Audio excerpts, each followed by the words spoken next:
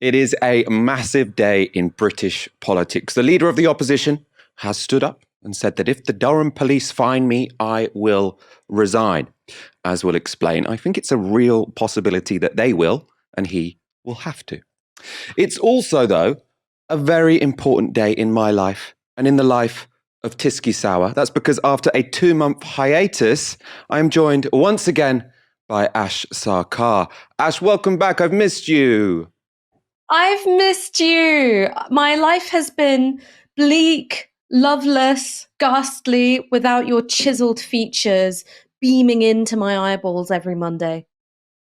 You know, Barnaby was good. We're going to get him on loads more, but you just make me laugh, Bash. You make me, I'm just delighted to have you back. How has your 2 months away been? It was great. Lots of progress on the book, but obviously I have been missing being in the mix with you guys. And when we are in the banter timeline, such as now, when the only person who might resign from Partygate is Keir Starmer, I'm glad to be on the show. For eating a meal. We are also going to be talking about the final results from the local elections. They've obviously come in since we last spoke to you on Friday, talking a little bit about the history of Northern Ireland and the cost of living crisis, that ongoing story, which is really more important than anything else when it comes to British politics right now. The Durham police investigation into potential lockdown rule breaking by Keir Starmer has put the Labour leader in a very difficult position. Starmer has already stated that fines applied to Boris Johnson and Rishi Sunak mean they should resign. So should he make the same commitment himself? That was the question everyone has been asking since Friday, and today we got our answer. I believe in honour, integrity, and the principle that those who make the laws must follow them. And I believe that politicians who undermine that principle undermine trust in politics, undermine our democracy, and undermine Britain. I'm absolutely clear that no laws were broken. They were followed at all times. I simply had something to eat while working late in the evening, as any politician would do days before an election. But if the police decide to issue me with a fixed penalty notice, I would, of course, do the right thing and step down. Ash, Keir Starmer may have just been simply eating a meal while working in the evening, but it could prove to be pretty consequential, couldn't it? Do you think this pledge by Keir Starmer was the right one?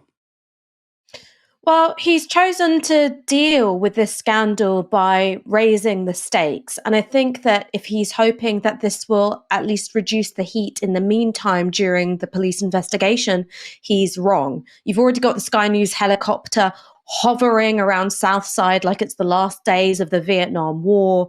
You've got people speculating on who his successor might be. So strictly from a communication strategy perspective, this doesn't seem to have neutralized the issue. Quite the opposite. It has heated the whole thing up. In terms of whether or not this turns out to be the right choice, this all hinges on whether or not the police find that he breached the rules and whether or not he tries to wriggle out on a technicality. I think, and this was a tweet that I saw from someone else, what he's done is he's brought a knife to a gunfight and decided to stab himself with it, or at least threatened to stab himself with it, and gone, this is what integrity is. I don't think that it's going to get the hounds of British political media off of this trail by any stretch of the imagination. I personally think that probably on the whole, this was a smart move in the sense that it was the only move he could make because of the position that he had put himself in. I think if he had got fined and then he didn't resign, those clips of him saying Rishi Sunak, Boris Johnson, they must resign now they have been fined, would just make him, an object of national ridicule that would be impossible to move beyond. And it is precisely because of the way he has made his argument historically. Go on, Ash. I really disagree. I think there was another thing that he could have done. He could have gone on the front foot and on the offensive. And he could have said, this is the Daily Mail jumping in to protect a lame duck Conservative leader. This whole thing is a complete joke. Durham police should know better than to fold to political pressure. And I don't accept this, not one bit. And I think in some ways that would have been closer to the truth. This is obviously confected in the sense that it is a naked attempt to discredit him, regardless of whether or not there's truth in the fact that this particular curry and beer event was a breach of the rules. He could have gone on the front foot about it, but he hasn't. He's promised to step on a rake in front of the whole country if Durham police, who have been roundly criticised by both the Conservatives and the Conservative sympathising news media, decide to take a look at the event and go, no, actually, Sunshine, you did do something wrong. I mean, was it any more politically motivated than, say, I mean, because we've said this many a time on Tisky Sour, but what Keir Starmer is alleged to have done is clearly not on a level of what Boris Johnson did. Boris Johnson engaged in a pattern of behaviour in Downing Street, which was offensive to the victims of COVID-19. That was clearly just the systematic breaching of rules in a way which is impossible to justify. It's very difficult to say, oh, that was a mistake and it was an honest one. Rishi Sunak is a slightly different, I think actually a very different proposition, because he was someone who went to a meeting, there was a birthday cake, he got fined by the police for that because it was, he was in breach of lockdown rules, but in a way which doesn't to me seem any more egregious or offensive than what Keir Starmer appears to have found himself doing in Durham. So for me, it would be very, very difficult for Keir Starmer to say, look, I've been fined, but this wasn't that egregious an action. The police shouldn't really be doing these retrospective fines anyway, especially considering this is, they're being driven by political pressures. So while obviously it's regrettable what happened, I am going to stay in my post. I don't think he can say that once he's said, Rishi Sunak, the mere fact of him being fined for attending that birthday cake event. I think if he hadn't said what he said today, which is if I'm fined, I will stand down, it would have just become completely untenable. And as I say, he would be a joke. You disagree, though? I disagree on the basis that I think he could have done something different in terms of being more assertive in taking on the Mail and taking on the Sun and not try to kowtow to them. And also, I think this is something which he could have done differently over the entire period that he's been Labour leader. He is a politician who loves to dance to the lobby's tune. So he's somebody, if something is, big on the news desks and it's big amongst Westminster's lobby journalists, that's the thing he'll go big on. And that's part of the reason why he went so hard on Partygate. He doesn't have a policy offering. In fact, him and people around him think that if you present something which is drastically different from the Conservatives, that you're going to alienate the public rather than win them over. So instead, it's a focus on the aesthetics and the rhetoric of his political identity. So I'm honest and I'm competent and I've got integrity. Now, the problem with that is that that's a really fragile identity to have for yourself, because what the Conservatives are specialists in, if you don't personally smell of roses, they'll make sure that everyone else is covered in shit. It's a way of discrediting everyone else so you don't actually have to improve yourself whatsoever. And Keir Starmer, I think, was always vulnerable to that because he's someone who slavishly follows the news agenda rather than trying to make any attempt to set his own, which meant that on charges of hypocrisy, he'd be particularly vulnerable. And when something like this came around, which was inevitable, if it wasn't this, it was going to be something else, he was uniquely poorly placed to defend himself. I absolutely agree that, in retrospect, clearly mistakes were made by Keir Starmer. If he had sort of kept his argument a bit more targeted, what Boris Johnson has done is incredibly egregious. He should clearly resign because he's done X, Y, Z. Then even if he got a fine, he could say, look, this is, no reasonable person. Yes, it's regrettable that I got fined, but no reasonable person could look at what happened in Durham and look at what Boris Johnson did in Downing Street and say those two things are in any way equivalent. And I think people would have accepted that. I would have accepted that. But as I say, because he made this demand of Rishi Sunak when it was a very similar situation, I think it would have been difficult for him. So if he'd made a different call back then, maybe stayed a bit more focused on the cost of living crisis instead of everyone must follow the rules. Obviously, I agree when it comes to Boris Johnson. Boris Johnson, it was egregious what he did, but accidentally breaking a rule, as Rishi Sunak did, less egregious. Of course, he's objectionable for many other reasons. Now, moving on, obviously Starmer's pledge will only be truly consequential if he actually is fined.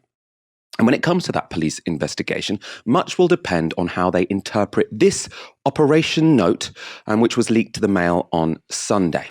It shows that Keir's curry and beer was pre-planned, not off the cuff. And we can also see it was meant to last 1 hour and 20 minutes. So quite a while, reasonable amount of time for a meal. Perhaps most significantly, what we can see from this operational note, no work was scheduled for after the meal. Durham police might also rely on eyewitnesses. One of those spoke to the Sunday Times and said this: "It has been claimed that Starmer worked during the curry and then after the curry. None of those two things happened. He did not go back to work to the best of my knowledge." The eyewitness also made these allegations about Mary Foy. That's the local MP in attendance at the meal. So they said, "Mary Foy and her staff were not working, and I have not got a problem telling that to the police. They were just getting pissed. They were just there for a jolly. It's not something that I am prepared to defend. They just thought it was pretty cool to hang out with the leader and deputy leader of the Labour Party. I wouldn't say they were hammered, but they were definitely a little bit tipsy by the end." I suppose at which point I just feel sorry for Mary Foy for thinking that it's pretty cool to hang out with Keir Starmer. Angela Rayner, to be fair, she seems like a laugh, so I can understand if that were the real motivation. For Starmer to be cleared, of course, Labour will have to demonstrate to Durham police that his beer and curry were reasonably necessary for work purposes. Those allegations would appear to counter that. If they were getting tipsy, if they didn't work afterwards, it doesn't look like it was reasonably necessary for work. But of course, as you'll know, neither me nor Ash are legal experts. I'm not going to be able to tell you categorically whether or not he broke the law. Jolyon Maugham is a legal expert, though. He tweeted this opinion. So he writes, "Here's what the law was at the time. Subject to exceptions, you couldn't participate in a gathering of more than 2 people indoors." Then he shares what were the laws at the time. Participation in gatherings indoors. No person may participate in a gathering in the Step 2 area, which consists of 2 or more people and takes place indoors. So that obviously applied here. And there's a sub-paragraph. This will not apply if any of the exceptions set out in paragraphs 4 or 5 apply. Then Jolyon Maugham shows us what are those relevant exceptions. So what would be the exceptions that would allow that indoor gathering to have taken place? They were set out in law as this. Exception 3 is that the gathering is reasonably necessary for work purposes or for the provision of voluntary or charitable services. So you could see how Labour will be making an argument based on that exception. There was also an exception on campaigning. So exception 20, obviously we're not showing you all of them, we're showing you the relevant ones. Exception 20 is that the gathering consists of no more than 2 people, at least one of whom is a campaigner. So as you can see there, the campaigning exception is not going to be particularly helpful for Keir Starmer. There were more than 2 people there. And according to Jolyon Maugham, and I think this is significant, that campaigning clause could actively work against Keir Starmer. That's because, as Maugham explains, lawyers will use the campaigning clause as evidence of what the law considered to be reasonably necessary for campaigning work. And as you can see here, it was pretty strict. They only thought it was acceptable for 2 people to meet inside. Maugham goes on to say in the thread, "I'd understand a, quote, gathering to be a coming together. So if you are working in a room with e.g. 6 people and you pause for food, which you have together, that's only one gathering, and depending on what you were doing in the office, may well be reasonably necessary for work. But if you are working in a room with 6 people and you go somewhere else to have dinner, that may well be a new gathering. And you would also need to assess the purpose of the second gathering. Was that second gathering reasonably necessary for work purposes? Whether it will be a new gathering is a sensitive question. Did you go to a new building? Did someone new join you?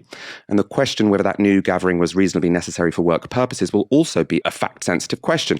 What did you do in that new gathering? Was it work or was it social? Could you have done it alone or did you need to do it together?"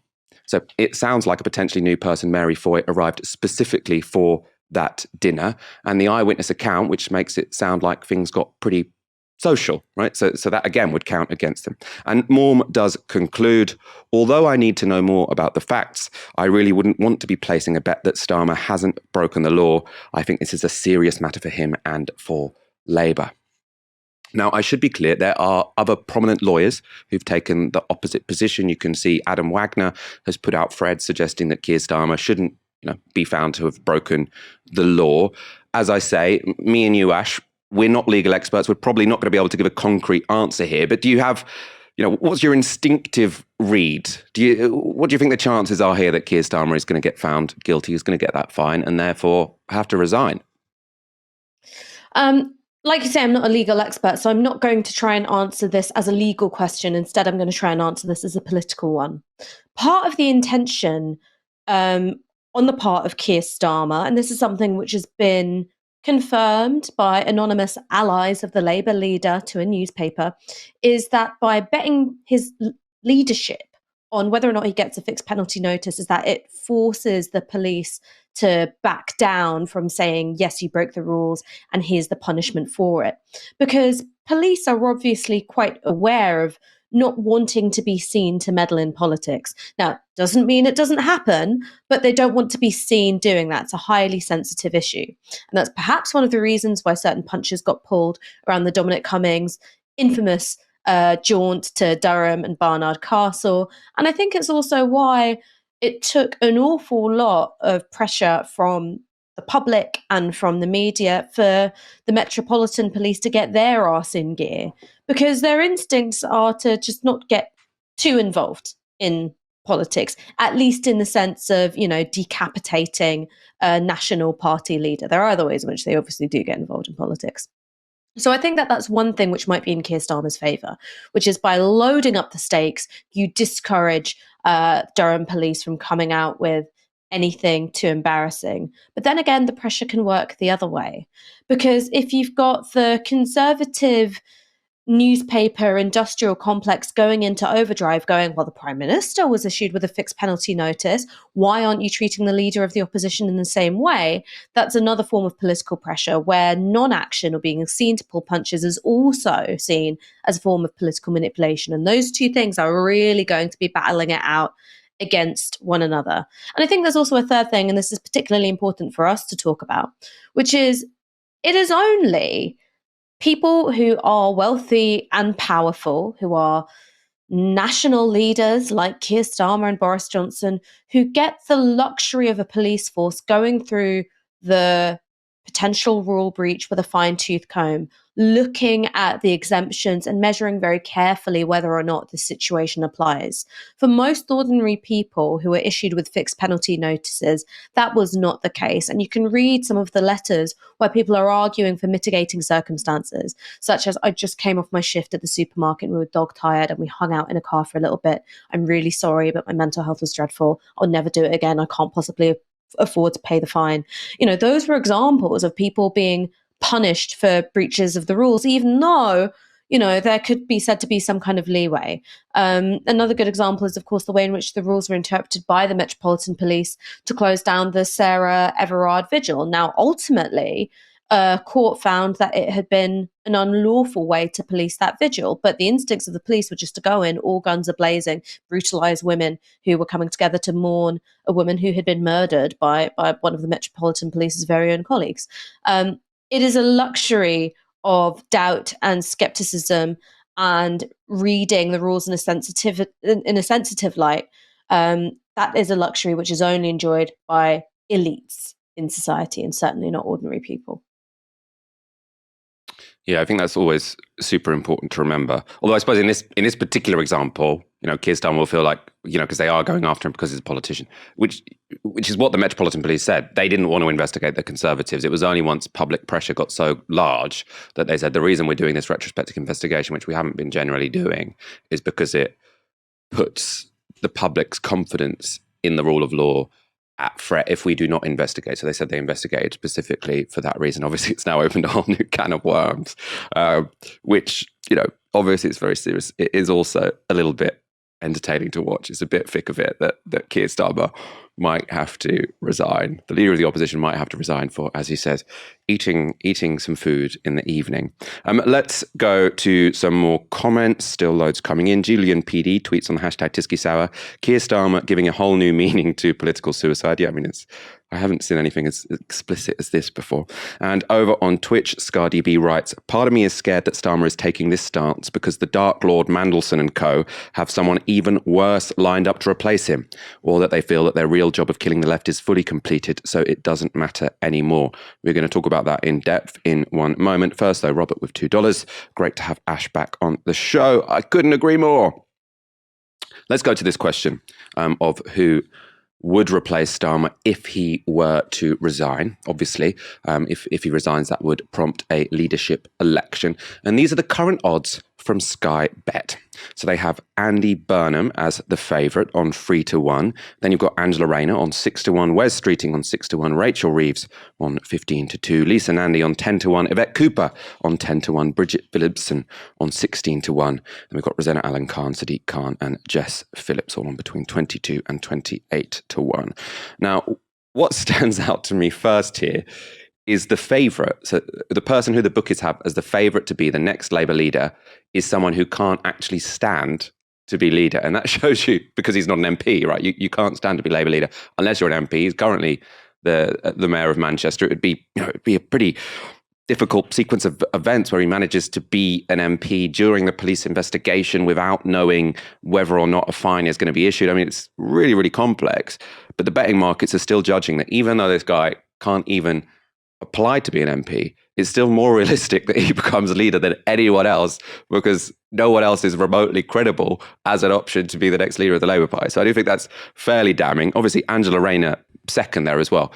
If Keir Starmer is fined for attending that meal, which Angela Rayner also attended, she is also going to be fined. And she said she will resign as deputy leader. And it's going to be a little bit difficult to resign as deputy leader because you've been fined, only then to campaign for leader. So I mean, what this says to me is that Labour is going to be, I mean, this is an open race, I suppose, is one thing to say about it. Wes Streeting in at 6-1 fills me with dread. Ash, who would you put your money on faced with this list of potential Labour leaders? Well, it shows the lack of talent in the Parliamentary Labour Party, to be quite honest with you. There's not one name in there where you go, wow, this person is full of ideas, full of creativity. Even if politically or ideologically I don't align with them, they are bringing something fresh and something new into politics. You know, it's the kind of, walking dead of the Blair Brown years, sprinkled with, people who excelled themselves in student politics and the NUS and not very much else. It's not an entirely inspiring list. I think you're right. Take the list with a big old pinch of salt. It's got Andy Burnham and Angela Rayner. That also makes me think that we're coming at this the wrong way. Maybe because of the nature of the Labour leadership election structure, where, of course, to get on the ballot, you have to be nominated by a certain number of MPs, and then it goes to the membership. I then wonder if it will be a relatively unknown figure, because that's the person who can, get the nominations from the MPs and isn't so horribly polarizing to the membership that they can just about sneak through. I don't know. What do you think about that as a theory? I mean, as I say, I think like those odds show that this will be a wide open race.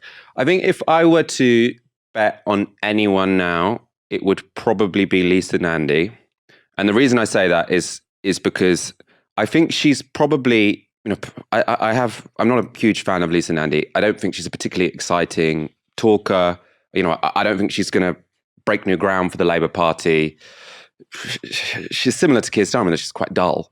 But the one thing in her favour is that she kind of has been proven right in terms of how she contrasted herself to Keir Starmer in the Labour leadership election. So Keir Starmer's pitch was essentially, I'm going to say I'm left-wing to get elected.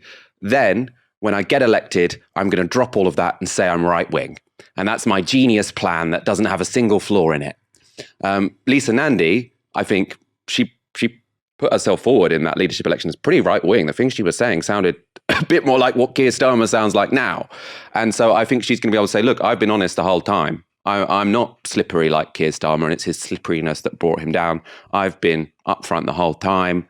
Also, I'm not associated with the People's Vote. I might be able to win back places that Keir Starmer can't. I think the membership are a bit less het up about the EU than they were in 2019. So I think that could work in her favour as opposed to work against her. So I think if I was a betting person, potentially Lisa Nandy. I know the Labour right want Wes Streeting, but I do think that potentially he is, many left-wingers have left the Labour Party. The membership is to the right of where it was in 2019, but I'm not sure it's so far to the right that they will choose Wes Streeting. And to have another, mediocre white guy take over the party, I mean, it's going to be difficult. My favourite thing is, when you get Tories briefing to the Times of who they'd be really scared of as Labour leader, and they invariably turn out to be, a sack of wet socks. So it's like, oh no, don't pick Keir Starmer. We're really scared of him. And then Keir Starmer turns out to be shit in all the ways in which you could foresee that he was going to be shit. Slippery, evasive, lack of charisma, lack of principled opposition. Then people go, this was our plan all along. And then the same game gets played again and again and again. So it's like, oh no, you better not pick Yvette Cooper or Wes Streeting. Please, no, have mercy on me. I'm really scared of those ones. And so the circus goes on and on again. I think that, look, I'm not a Labour member at the moment, so I literally would have no horse in that race at all. I think one of the things that the Labour membership, I hope, might have learned since the election of Keir Starmer is not to make decisions based on what they think other people's politics are. Because that was the appeal of Keir Starmer, really. It wasn't really, oh, well, I really like him. It was, well, I think other people might. Other people might like him. So it was kind of this political ventriloquism. And then, of course, he's greeted by not even the harsh light of day, right? He's not subject to an ounce of the scrutiny or the smears that Corbyn was. And now he's crumbling like, I was going to say an apple crumble, but that's a rubbish comparison. But, he is utterly disintegrating under the scrutiny. And it turns out that no one really likes him. He sounds like a deputy headmaster who's losing control of a school assembly. So I think that the lesson from that is go with someone you actually believe in rather than internalizing having been disciplined and monstered by the right wing press that you go, well, maybe this is someone who could survive it. I'm wondering, the person actually that really stands out to me here is Rachel Reeves in fourth place. And, if the membership were to pick her, it's a bit like, say, Keir Starmer, we thought he was a safe pair of hands. He sounded boring, pretty nasal, didn't sound like he would break the rules. But even he broke the rules. We need to go for someone even duller. We need to go to someone that's even more likely to send you to sleep because we need an even safer pair of hands than Keir Starmer. If he is replaced by her, oh my God. Might as well give up. What I have seen, though, actually, I do think this point is reasonable. I've seen a lot of people on Twitter say, to be fair, I think there's a 50-50 chance that Keir Starmer will get found guilty of breaking the rules and then he'll get a fixed penalty notice. That means that there's a 50-50 chance of there being a leadership election in the next 8 weeks. If you have left Labour, there's pretty good motivation to rejoin to try and, influence which of these, well, I mean, maybe there'll be a left-wing person who gets on the ballot and it'll be worth voting for them, but otherwise you can vote for the lesser of two evils. I know it's not that attractive, but I just don't want Wes Streeting to be leader of the Labour Party, please. We covered the local elections on Friday with results still coming in. And now we have the final outcome. It was a terrible election for the Tories, with Boris Johnson losing a total of 488 council seats. In contrast, Labour finished in positive territory with a net gain of 108 councillors.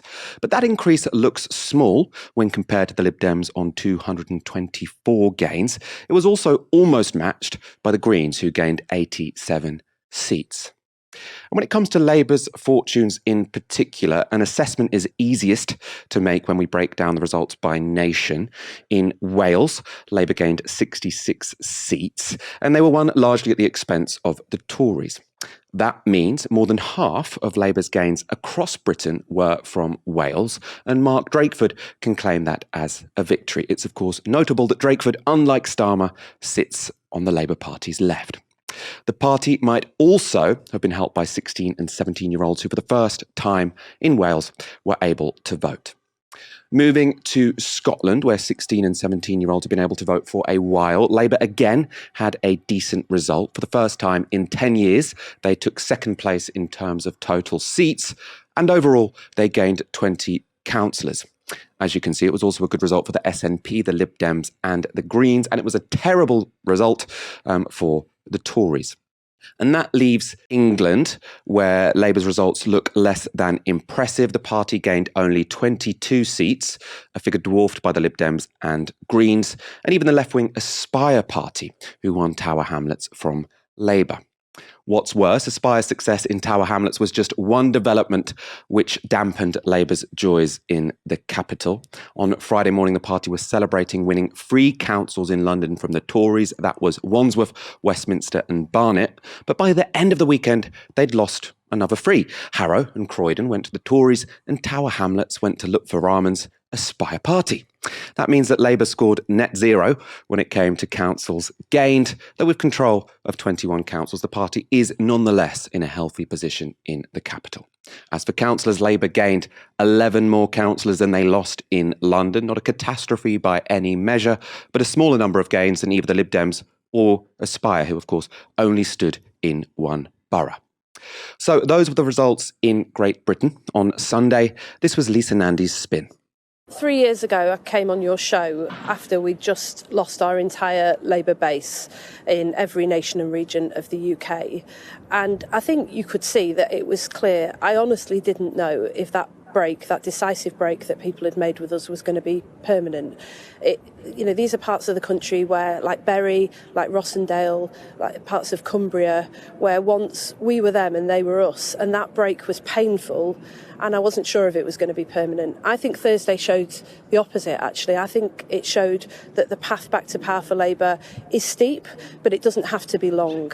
And we're making progress in every region and nation now, in Scotland, in Wales, and in England, in parts of the country where, I watched us lose Labour MPs, I watched us lose good people, and I wondered if we'd ever repair that damage. We did start to repair that damage on Thursday. This was the turning point for us, and I'm absolutely determined now that this is a start, not the end, that we now get on the front foot to convince people that we're not just an effective opposition who've won the right to be heard, but we are a genuine alternative to this awful Tory government. That was Lisa Nandy contrasting last week's election to the 2019 general election instead of the actually comparable elections of 2018. And of course, while it's great to hear she wants Labour to start showing they're an alternative to the Tories, one might ask why that's taken 2 and a bit years. More importantly, we might question how they actually plan to do it. They still haven't told us.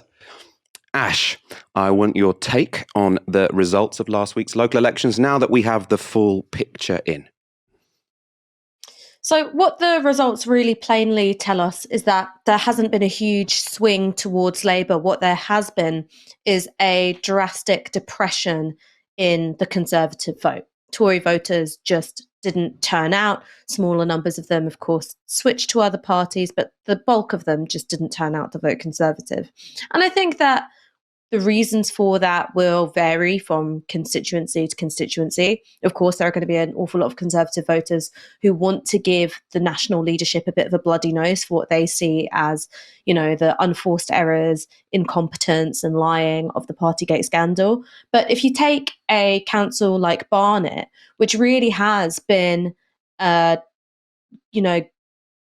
fire of failed outsourcing of council services from Capita, you could see that the writing was on the wall for the Conservative council there for quite some time. You had the growing Labour vote, and you also, I think, had a lot of people being really pissed off for very good reasons about the way in which their local government was being run.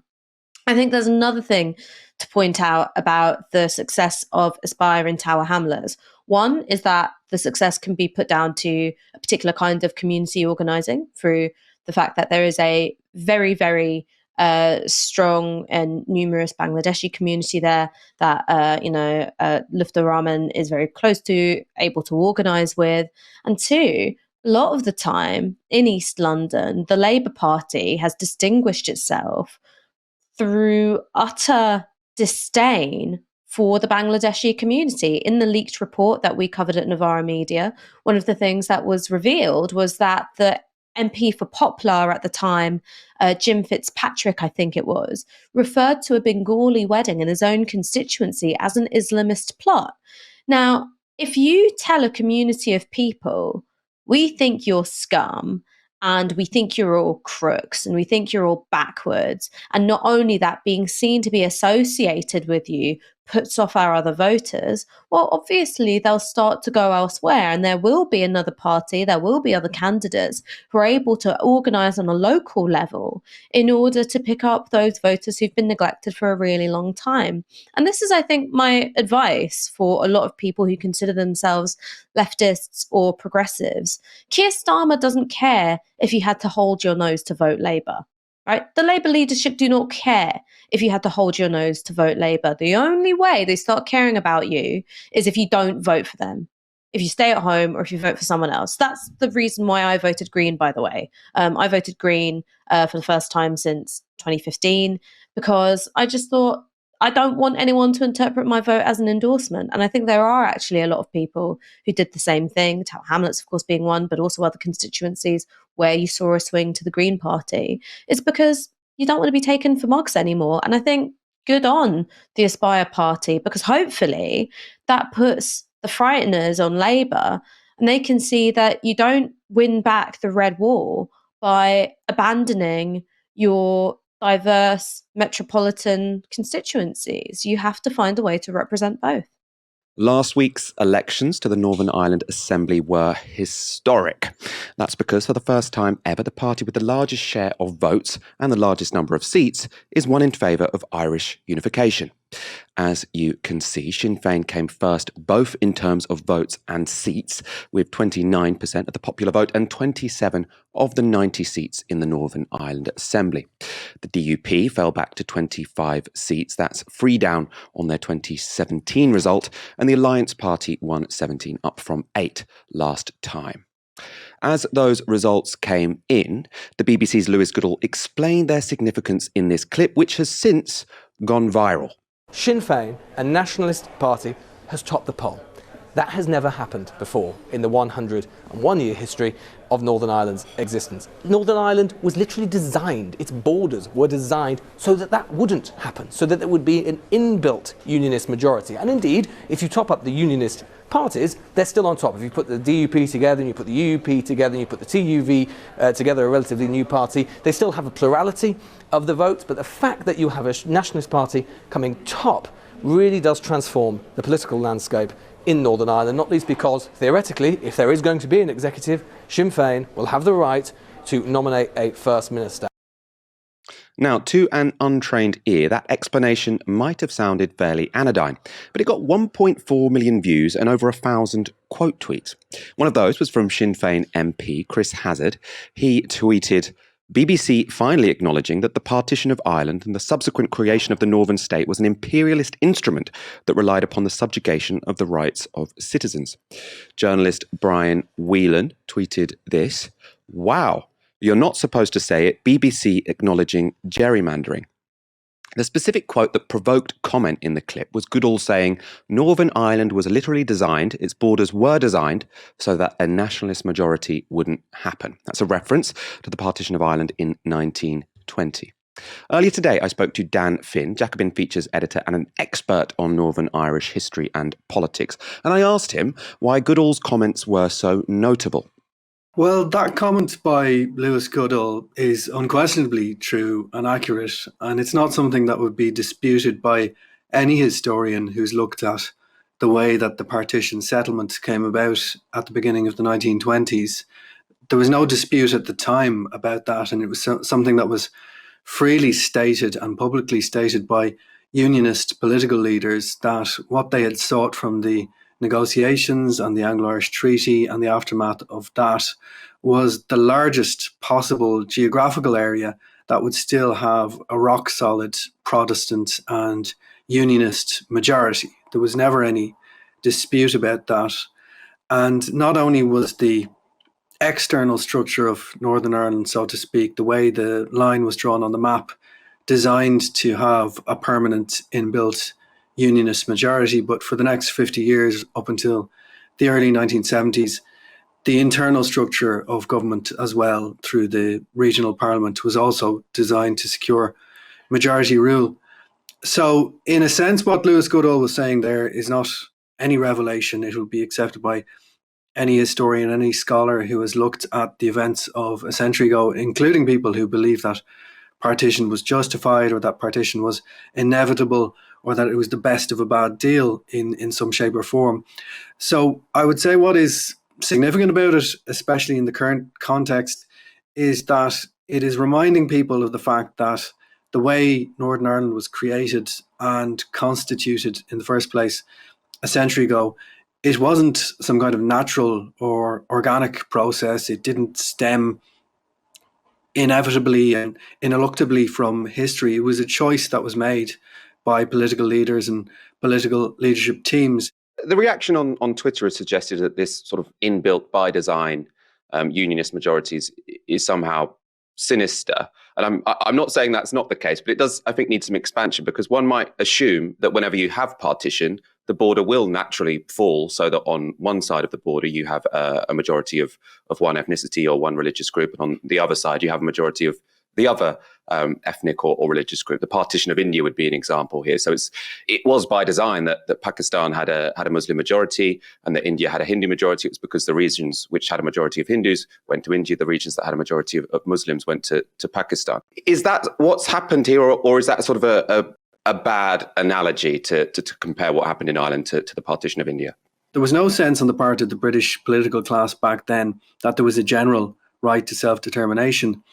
And that did certainly influence the way that Northern Ireland was set up, because even if you do accept the argument in principle that the Unionists in the Northeast had a right to decide that they should not be part of an independent Irish state, the way that the border was actually drawn meant that there was a nationalist minority inside what became Northern Ireland that was proportionately larger than would have been the Unionist minority across the whole of the island. So in the name of upholding the right of one people to self-determination, another section of the population was denied their right to self-determination. And that became the essence of the problem in Northern Ireland, that if Northern Ireland had been homogeneously Protestant and Unionist, if it had been 75, 80 or 90% Protestant and Unionist, there really would have been no effective challenge to partition over the last century. People in the South might have railed against it and regretted it and aspired to unity, but there would have been no internal challenge. But because there was this large nationalist minority, which at the time of partition was about a third of the population as a whole, they were a permanent challenge to the existence of the state. And for a long time, the polarization between Unionists and Nationalists, it prevented any kind of development of normal left-right or class politics. It eventually gave rise to the conflicts of the 1970s, 80s and 90s. And since the late 90s, it has caused the British government and the Irish government as a partner in the negotiations to set up a very unusual, almost unique set of power-sharing institutions, which, going back to that comment by Lewis Goodall, while the internal structures in Northern Ireland between the 1920s and the 1970s were explicitly designed to perpetuate majority rule, since 1998, they have been equally explicitly designed to prevent majority rule. So that's one reason, for example, why, in spite of the fact that you now have a Sinn Féin party, which is the largest party and which is entitled to nominate their leader for the position of First Minister, that doesn't have the same kind of dramatic implications that it might have had in the 1960s if a nationalist politician was to become the Prime Minister of the administration at Stormont, because you will still have a Deputy First Minister, which the DUP will be entitled to nominate, and which has all of the same powers as the position of First Minister. It's just the symbolism of First Minister versus Deputy First Minister. They could equally be described as co-ministers. And that may have been one reason why Unionist voters resisted the appeal of the DUP in the final weeks of the campaign to rally behind them as a way of stopping Sinn Féin from becoming the largest party, because they would have recognised that while it carries a big symbolic weight of importance, it's not going to have the sort of apocalyptic consequences that the DUP were trying to invoke during their campaign. That was Daniel Finn, who ended by explaining how the constitutional setup in Northern Ireland will limit Sinn Féin's power, and that limitation will be most dramatically demonstrated if the party's leader in the North, Michelle O'Neill, is blocked from taking the position of First Minister. That power is in the hands of the DUP, who've indicated they'll block any formation of a government without changes to the Northern Ireland Protocol, and it's in this context that Michelle O'Neill said this earlier today. And my message is clear. As Democrats, the DUP, but also the British government, must accept and respect the democratic outcome of this election. Brinkmanship will not be tolerated where the north of Ireland becomes collateral damage in a game of chicken with the European Commission. The responsibility for finding solutions to the protocol to make its smooth implementation lie with Boris Johnson and the EU. But make no mistake, we and our business community here will not be held to ransom. That was a pretty powerful intervention by Michelle O'Neill, and this will be an ongoing story. It's another instance of the Tories' approach to Brexit, really being incredibly irresponsible when it comes to Northern Irish politics. The DUP are saying they will not form a government until the Northern Ireland Protocol is gone. The government is saying we want the Northern Ireland Protocol gone, but obviously the government agreed the Northern Ireland Protocol with the EU, so they're not in any mood to change it. So it's going to be an ongoing story which we will be covering as it develops. If the local election showed anything, it's that the public is furious with the government over its handling of the cost of living crisis. And they are right to be. Instead of helping people, they've raised taxes. Instead of lowering energy bills, they've offered tiny loans, only adding to people's bills next year. And instead of increasing benefits, they've slashed them. That's both by cutting universal credit by £1,000 per year, and then by failing to increase benefits in line with inflation, which, according to the Bank of England, could hit 10% by the end of the year. And now ever more evidence is emerging that the cost of living crisis should in fact be considered a cost of living emergency. A survey carried out by the Food Foundation has found that more than 2 million adults in the UK have gone a day or more without eating in April. They also found that 7.3 million adults as well as 2.6 million children have been rendered food insecure since January. That means that 1 in 7 adults in the UK have limited access to food due to lack of money or other resources. It means skipping meals, lowering the nutritional quality of your food and going hungry. That's a rise of 57% in the number of adults in food insecurity, and it happened in just 3 months. In January, only 4.7 million adults were food insecure, too many already. And as you can see from these graphs, that 13.8% of households experienced food insecurity in April. It's the highest it's been since the first 2 weeks of lockdown. But 4.6% of households have, even worse, gone at least one whole day without eating food in April. That's more than were going hungry in the height of lockdown in July 2020. And people are getting really desperate. The London Fire Brigade has issued this warning. As rising energy bills hit UK homes, we've issued an urgent warning to those looking to cut costs. This follows a fire in New Malden caused by an open fire used in replace of central heating. Firefighters are concerned the blaze could be the first of many. The person who lives in this house was apparently trying to keep warm by burning timber in his living room. And it could get worse. The Bank of England has predicted that the energy price cap will go up to £2,800 in October. That's an increase of £829 on the new cap that came in this April, which now stands at £1,971. And it's an even bigger increase than the one we've just felt. But while there are no solutions coming from the government, decent proposals are coming from more unexpected quarters. Speaking to the BBC, this is Scottish Power boss Keith Anderson. For customers, for people out there, what we're suggesting is £1,000 off the bill in October, directed to those people who need it the most and who are suffering the worst. Take that £1,000 off the bill and the cost of it and the repayment of it can be dealt with over a 10-year period, and that can be dealt with either by spreading it across future bills of all customers or by the government also putting funding and financing into it. And that's required primarily, number one, to help people. Number two, it will help with the future debt levels, which is another cost that would end up going back to customers. And then, yes, absolutely, it would also help the companies in the sector to make sure that actually we know we'll get the money back at some point in time. Happy to delay that and to spread it, but companies need to know that they'll end up getting the money back at some point in time, given the losses that have been suffered. So we alone as a company lost £260 million last year. So this is hurting companies as well.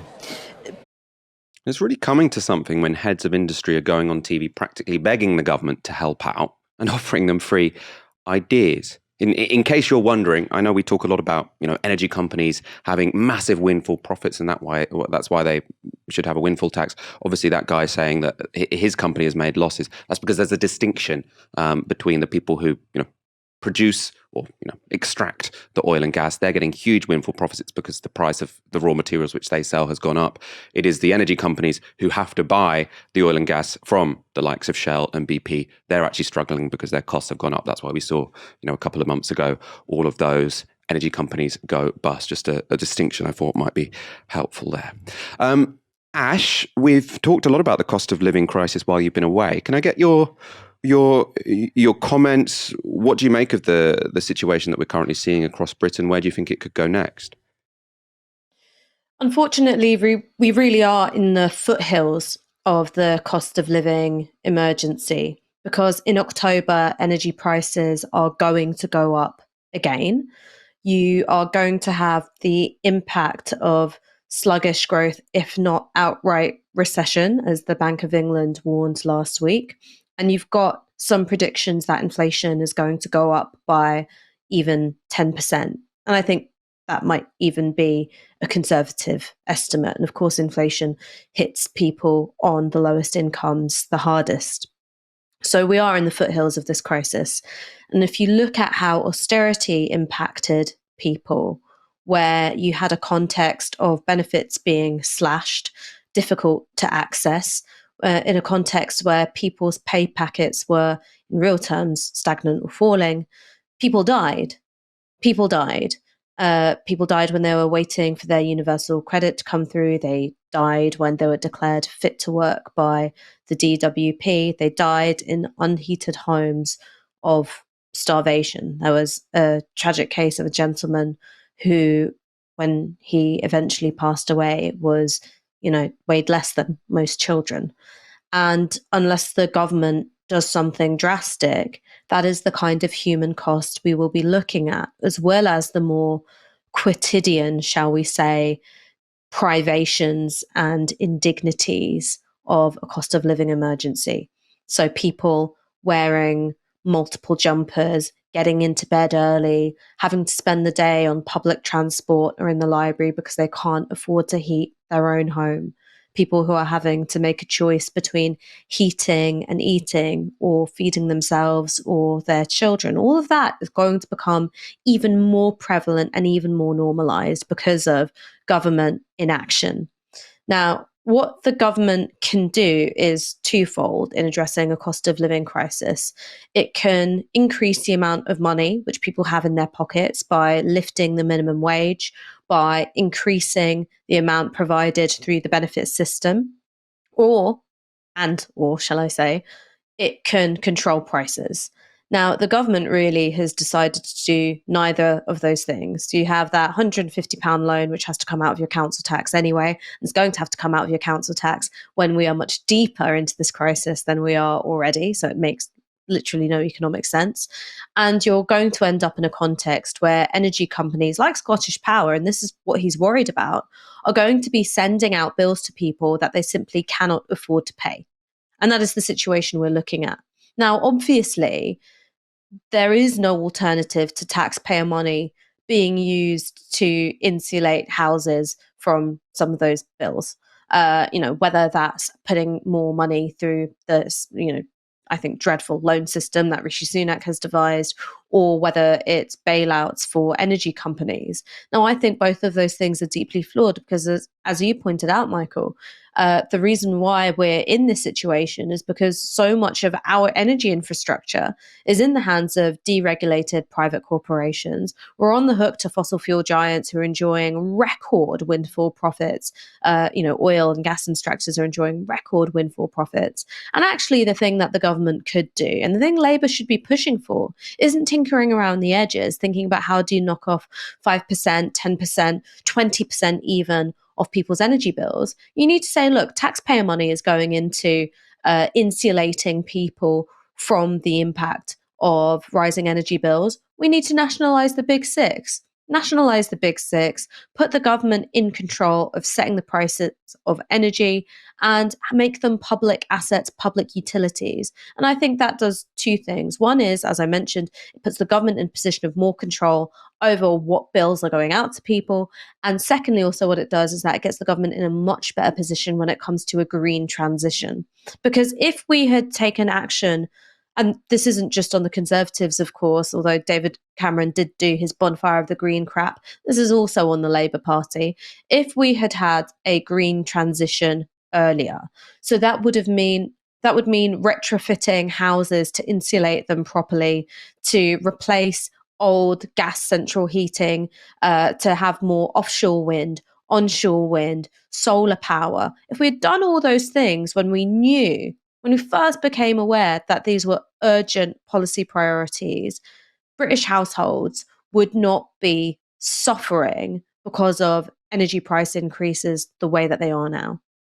Absolutely. And I mean, you intimated towards it there, but it's only going to get worse. Like, the real crunch, I mean, especially when it comes to heating, is obviously going to be, when next winter kicks in, prices are going to be even higher, and people are going to have to face a whole winter ahead of them with prices at that level. And we haven't seen any indication whatsoever that this government has any intention of dealing with that in an adequate way. And it's pretty terrifying, actually. And I will end on this. Nick Hook with a £5, thank you very much. Of course, Barnaby was a grand sub, but so happy to have Ash, trusted royal correspondent Sarkar, back to Brighton on Mondays again. I couldn't echo that more, Ash. It is an absolute pleasure to have you back as my regular Monday co-host. I am so glad to be back. And I would like to say that I was watching Tisky while Barnaby was filling in, and I thought he was spectacular. He had real fire, real gumption. I think that he manages to articulate himself with a devastating moral clarity, and the camera loves him. What can I say? So I was scared that you were going to permanently replace me, Michael. Can't lie. I was starting to get spooked. Well, the new plan is that maybe I'm one day going to go on some holidays and he can sit in the chair even when I'm not ill. So that'll be a happier turn of events. We'll have a long-term solution coming up. Thank you, Ash. Thank you all for joining us this evening. We'll be back on Wednesday at 7 p.m. You've been watching Tisky Sour on Novara Media. Good night.